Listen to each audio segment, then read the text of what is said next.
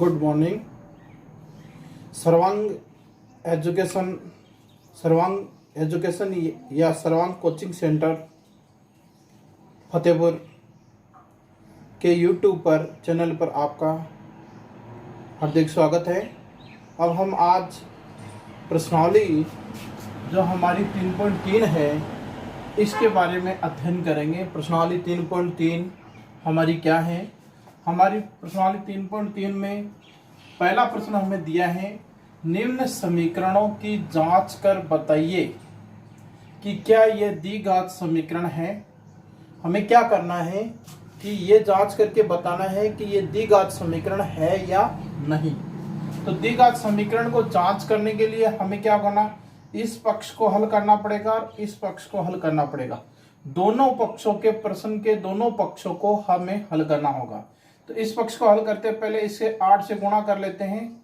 तो 8 से गुणा करेंगे, x को x से गुणा करोगे तो x स्क्वायर आएगा, फिर x को 1 से गुणा करोगे तो x आएगा, ठीक है।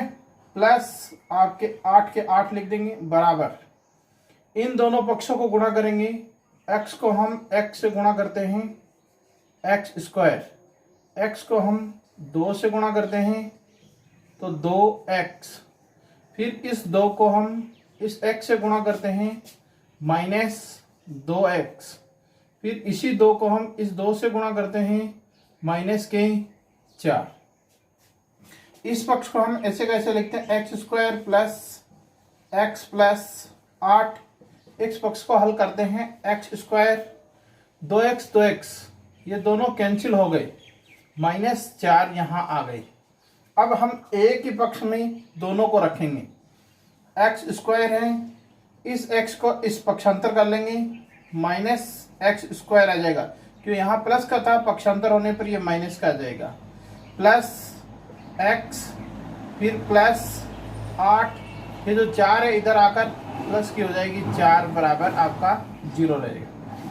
x में से x गया, 0 हो गया, यहाँ कैंसिल हो गया, x प्लस 8 4 12 बराबर 0। यहाँ x की कोई घात नहीं है, अर्थात घात 2 नहीं है, अतः यह द्विघात नहीं है, द्विघात नहीं है। इस प्रकार से हम प्रश्न को अच्छी प्रकार से हल कर सकते हैं। तो यहां करें आप,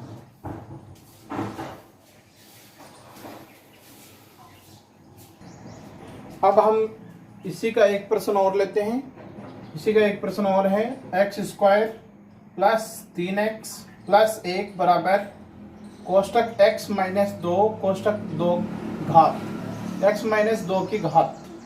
तो हम सबसे पहले ये जो है ये तो हल किया हुआ है हमें, इसलिए इसको हल करने की आवश्यकता नहीं है। इसको ऐसे कैसे लिखेंगे, x square plus 3x plus 1 बराबर, इसको हल करेंगे तो इसको घात है इसलिए ये 2 भागों में विभाजित हो जाएगा।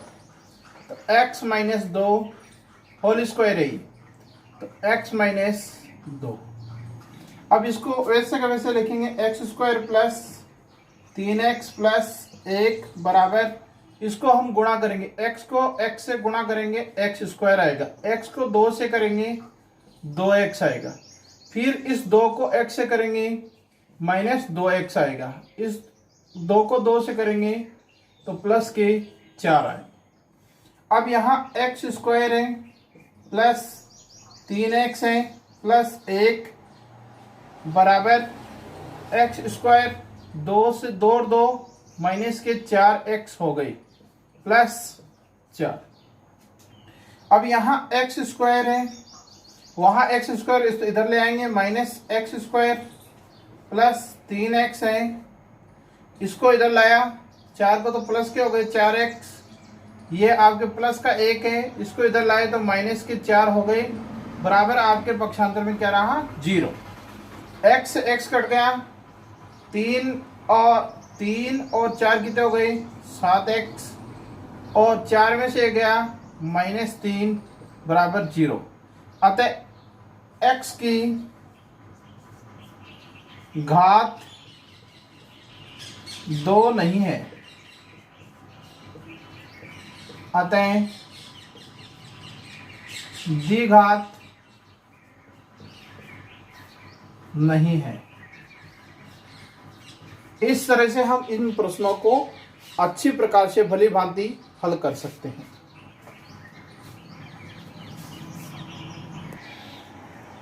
हमारा अगला इसी प्रश्नावली का अगला जो दूसरा प्रश्न है वो दूसरा प्रश्न है गुणनखंड विधि द्वारा निम्न समीकरणों को हल कीजिए। गुणनखंड विधि से हमें समीकरण को हल करना है। तो देखो, गुणनखंड विधि से जब हमें समीकरण हल करना हो तो हमें सबसे पहली संख्या और अंतिम संख्या को गुणा कर लेना चाहिए। तो पहली संख्या 2 गुणा 3 बराबर हमारे हो गई 6। अब इस 6 के हम ऐसे टुकड़े करेंगे, इस 6 के हम ऐसे टुकड़े करेंगे कि गुणा करने पर तो 6 आए, लेकिन जोड़ने और घटाने दोनों में से एक करने पर 5 आए हमारे, जोड़ने या घटाने पर। तो हमने क्या किया कि 2 गुणा 3 है, 2 गुणा 3, तो 2 गुणा 3 को हमने ऐसे कर लिया कि -2 और -3, तो दोनों में क्या आ गए, प्लस के 6 आ जाएंगे। तो यहां हमने इसके टुकड़े किए 2x² -2x -3x प्लस 3। ठीक है, इस प्रकार से हमने इसके टुकड़े कर लिए। अब इन दोनों में से हमें क्या है, एक संख्या को कॉमन निकालना है। 2 को बाहर हमने कॉमन निकाल लिया, 2x को हमारा यहाँ रहेगा x - 1। यहाँ हमने 3 को बाहर निकाल लिया तो x - 1 हमारा यहाँ रहेगा। इस तरीके से एक गुणनखंड होगा 2x - 3 और एक गुणनखंड आ जाएगा x - 1। इन दोनों में से एक लिखेंगे हम, इन दोनों में से एक लिख देंगे। इस प्रकार से हमारे गुणनखंड आ गए ये दोनों गुणनखंड हमारे आ गए, बराबर 0 होगा। अब यहां x के मूल यदि हमें ज्ञात करने हो तो हम लिखेंगे 2x - 3 बराबर 0, 2x बराबर 3, x बराबर 3/2 और यहां आ जाएगा x - 1 बराबर 0, x बराबर 1। तो x बराबर हमारे आ गए 1 तो 3/2 और 1 आ गए 1। इस प्रकार से हम इस प्रश्न को गुणनखंड को हल कर सकते हैं अच्छी तरीके से। तो बच्चों, मैं आपको आज के लिए प्रश्न दे रहा हूं हल करने के लिए। आप इन प्रश्नों को घर पर हल करें और इन प्रश्नों को हल करके अभ्यास करें, बार बार अभ्यास करें, जिससे आपको ये प्रश्न आने लग जाएं। माध्यमिक शिक्षा बोर्ड की तरफ से ये बहुत ही महत्वपूर्ण प्रश्न है। इन प्रश्नों में से हर आई साल एक प्रश्न जरूर आता है। देखो, पहला प्रश्न है, निम्न समीकरणों की जांच कर बताइए कि क्या ये द्विघात समीकरण है। तो ये 2 प्रश्न है, इन दोनों प्रश्नों को आप हल करेंगे। इसी प्रकार दूसरा, गुणनखंड विधि द्वारा निम्न समीकरणों को हल कीजिए। ये 3 प्रश्न है, तीनों प्रश्नों का आप घर पर अभ्यास करेंगे। बार बार इन प्रश्नों को हल करके अभ्यास करेंगे ताकि आपको ये प्रश्न आ जाए, सीख लें, क्योंकि ये हर आई साल माध्यमिक शिक्षा बोर्ड की तरफ से महत्वपूर्ण प्रश्न है।